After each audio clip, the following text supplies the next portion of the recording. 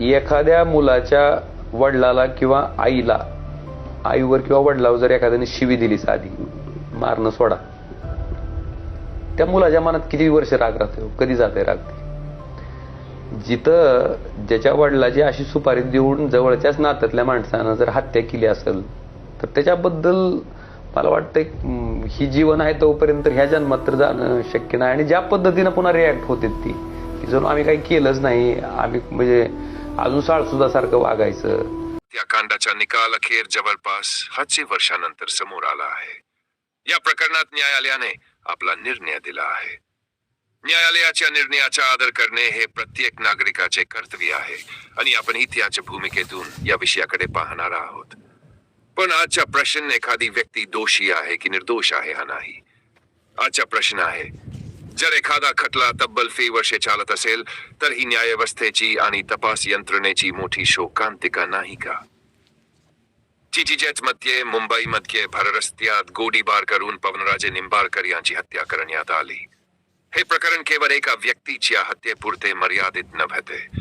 हा खून महाराष्ट्रभर चर्चेचा विषय ठरला. तपास झाला, आरोप झाले, पुरावे सादर झाले, साक्षीदार आले, न्यायालयीन प्रक्रिया चालली आणि तब्बल 5 वर्षे हा खटला सुरू राहिला. आज निकाल लागला. मात्र एक सामान्य नागरिक म्हणून काही प्रश्न उपस्थित होतात.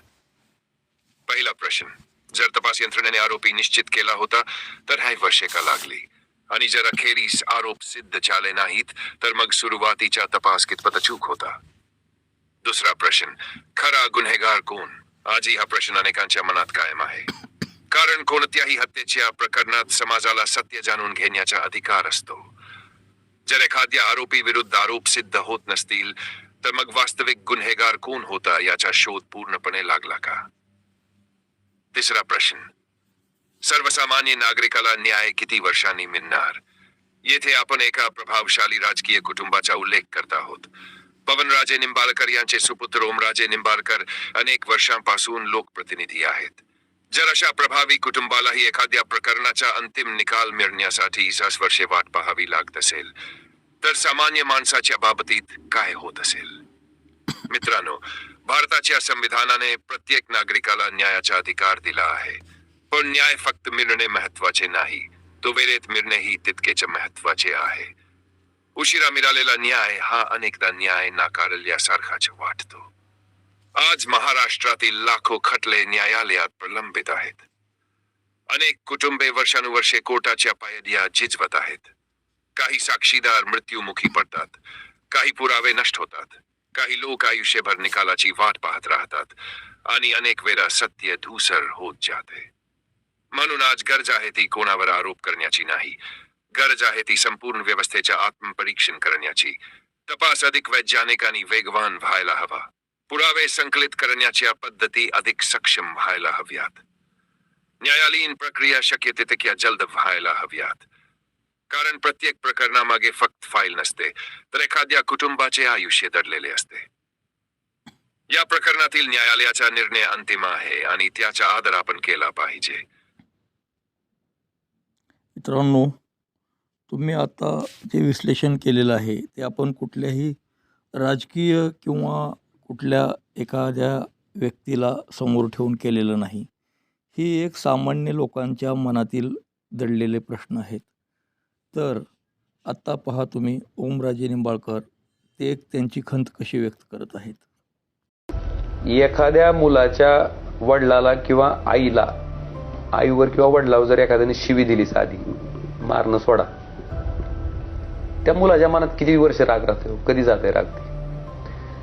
जिथं ज्याच्या वडिलाची अशी सुपारी देऊन जवळच्याच नात्यातल्या माणसानं जर हत्या केली असेल तर त्याच्याबद्दल मला वाटतं ही जीवन आहे तोपर्यंत ह्या जन्मात तर जाणं शक्य नाही. आणि ज्या पद्धतीनं पुन्हा रिॲक्ट होते ती की जणू आम्ही काही केलंच नाही, आम्ही म्हणजे अजून साळसुद्धा सारखं वागायचं, ही कुठली पद्धत आहे? म्हणजे माणूस म्हणून तरी जागा म्हणजे बघायच्या लायकीचे आहेत काही लोक.